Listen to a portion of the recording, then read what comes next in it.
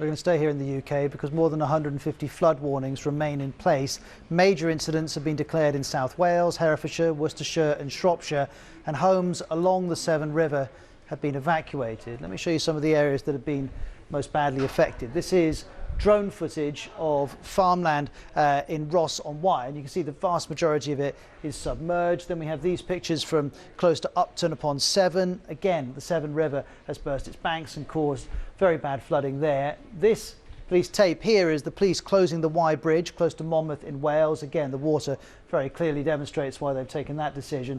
And then we have this footage as well, which shows emergency services rescuing people from a care home in Whitchurch in Herefordshire. Well, we also have 6 severe flood warnings in place in England. You can find them all listed online.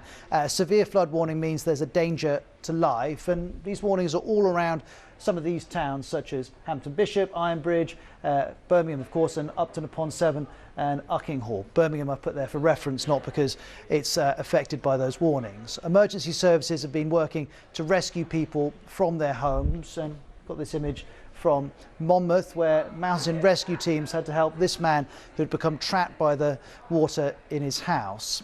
Well, this is the second big storm to hit the UK in as many weeks. Now, anger is growing among some people about the government's response to this. This is the front page of the Daily Mirror, which is very critical of Boris Johnson often. Its headline says, "National emergency, we're unprepared. Prime Minister has to wake up to the climate crisis." We also saw this headline in the Yorkshire Post saying Boris Johnson missing in action. There's this cartoon in the Times on Monday which shows Mr Johnson saying what this place needs is a huge bridge. That's a reference to his enthusiasm for building a bridge between Northern Ireland and Scotland. And the hashtag Where's Boris has been trending. This opposition Labour MP uses it, saying, would you believe it, Boris Johnson is nowhere to be seen. After he begged for people to lend him their votes, he once again ignores us in the north. Not everyone, I should say, is buying this particular analysis. We saw this one person pushing back, saying this is a bit silly. A visit from the Prime Minister is a huge logistical distraction. The Prime Minister can be briefed and lead a response quite easily from London. And third, he'd probably just be accused of being there for a photo shoot. Now, another winter of flooding has raised questions about Britain's defences. Under current plans, a third of the £5 billion budgeted for flood defences over the next 6 years is to be spent in London and the South East. Our science editor, David Schuckman, has been looking at this. The River Wye tearing along at a record height in Monmouth in Wales. The torrent so large it's even overwhelmed the water treatment works. In Derbyshire, the River Trent has burst its banks, flooding one village after another. Just got all our food in. Stephen Johns, a pub landlord, shows me his cellar, where the food and drink are now ruined. The beer barrels are floating. Said we're going to flood, but didn't tell us the time when we was going to flood. It just came up from about 8 o'clock in the morning yesterday, and then by 9 o'clock was underwater. Do you think you should get more help? Yeah, of course.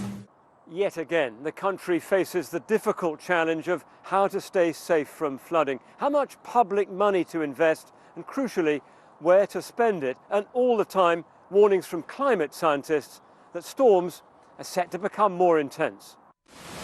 At the moment, the government is providing £2.6 billion over a 6-year period. For every pound spent, the Treasury expects an economic benefit of at least £8, a system which favours cities. But flooding across the UK is estimated to cost £1.1 billion every year. One idea is to try to hold water back in the uplands, rather than resorting to hard concrete, using nature instead. All options are going to be needed as the climate changes. Back beside the River Trent, the waters are receding a bit, but more rain is on the way, and with it more pressure on the government to offer more help. David Schuckman, BBC News in Derbyshire.